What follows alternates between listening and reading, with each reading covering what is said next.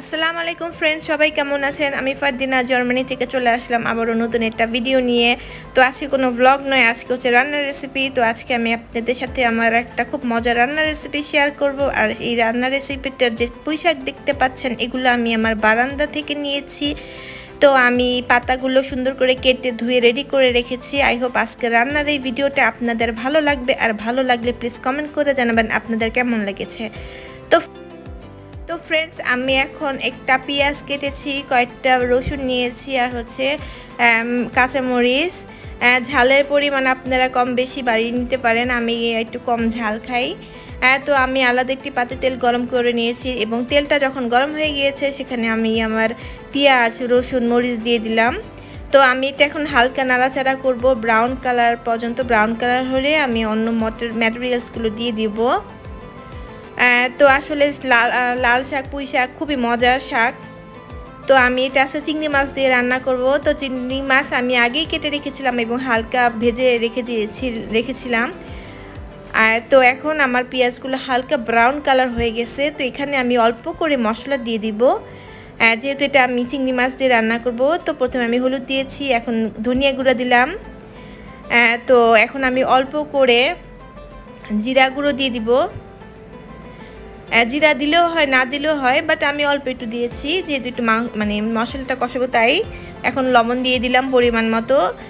তো এখন অল্প একটু পানি অ্যাড করে নিচ্ছি। তো ফ্রেন্ডস, আমি এখন এই মশলার মধ্যে একটুখানি আদা বাটা দিচ্ছি। এটা না দিলেও হয়, কিন্তু আদা বাটাটা দিলে মানে সুন্দর করে কষালে খুব সুন্দর একটি ঘ্রাণ হয় এবং খেতেও মজা লাগে। আপনারা এইভাবে রান্না করে দেখতে পারেন, আশা করি ভালো লাগবে। তো 2-1 মিনিট এটাকে কষানোর জন্য ঢাকনা দিয়ে দিলাম। তো আমার একটু পরে এটা কষানো হয়ে গেছে। তো এখন আমি সবার প্রথমে দিয়ে দিচ্ছি আমার চিংড়ি মাছগুলো।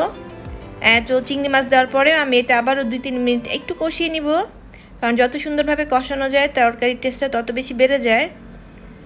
তো কষানোর জন্য এটা আমি আবারও ঢাকনা দিয়ে দিব এবং আর একটুখানি রান্না করে নিচ্ছি। তো আমার মশলা কষানো হয়েছে, এখন আমি এখানে পুঁই শাকগুলো দিয়ে দিব। আসলে সব শাকই স্বাস্থ্যের জন্য খুবই উপকার। আমরা প্রায় সময় মানে শাকটা একটু বেশি খাই। তো এখন মশলার সাথে শাকগুলো ভালো করে মিক্স করে নিতে হবে এবং দরকার হলে একটু পানি অ্যাড করতে পারেন। পানি অ্যাড না করলেও মানে শাক থেকে প্রচুর পানি উঠে আসে পরবর্তীতে। তো আমি ঢাকনা দিয়ে দিচ্ছি। তো এখন আমি এটা 15 মিনিটের মতো রান্না করব। তো 15 মিনিট পর দেখেন শাক থেকে সুন্দর অল্প পানি ভেসে উঠেছে এবং রান্নাও শেষ হয়ে গেছে ফ্রেন্ডস। তো দেখলেন ঝটপট কত সহজে আমি পুঁই শাক রান্না করি। তো আশা করি আমার আজকের এই শর্টকাট ভিডিওটা আপনাদের ভালো লেগেছে বন্ধুরা। তো আমার ইউটিউব চ্যানেলটা ঘুরে আসবেন, ভালো লাগলে ভিডিওগুলো আমার চ্যানেলটা সাবস্ক্রাইব করবেন। আল্লাহ হাফেজ, বাই বাই।